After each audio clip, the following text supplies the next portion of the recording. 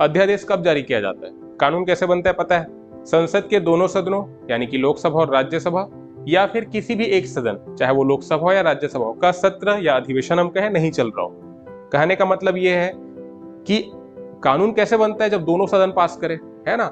तो दोनों सदनों का सत्र नहीं चल रहा है और उस समय काल में राष्ट्रपति को कानून का निर्माण करना है, ठीक है? तब कैसे करेंगे? तो अध्यादेश जारी करेंगे, ठीक है? ऑर्डिनेंस कहते हैं अध्यादेश को। इसकी जो भूमिका है वो ठीक वैसी ही होती है, इसका प्रभाव वैसा ही होता है जैसा कि संसद द्वारा बनाए गए कानून का होता है ना? उसको थोड़ी देर में आगे समझेंगे।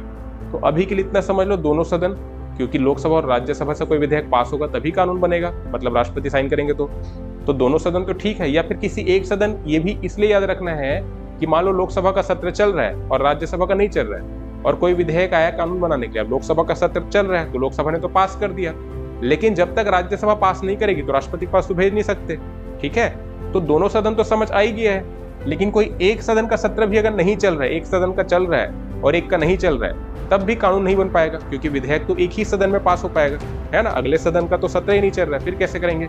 तो तब की केस में भी राष्ट्रपति अध्यादेश जारी कर सकते हैं। तो एग्जामिनर अगर स्टेटमेंट में फंसाए कि केवल दोनों सदनों का सत्र नहीं चलने की स्थिति में ही अध्यादेश जारी किया जा सकता है, तो वो गलत होगा, क्योंकि अगर एक सदन का सत्र भी नहीं चल रहा है, चाहे लोकसभा हो राज्यसभा, तब भी राष्ट्रपति अध्यादेश जारी कर सकते हैं। क्लियर है?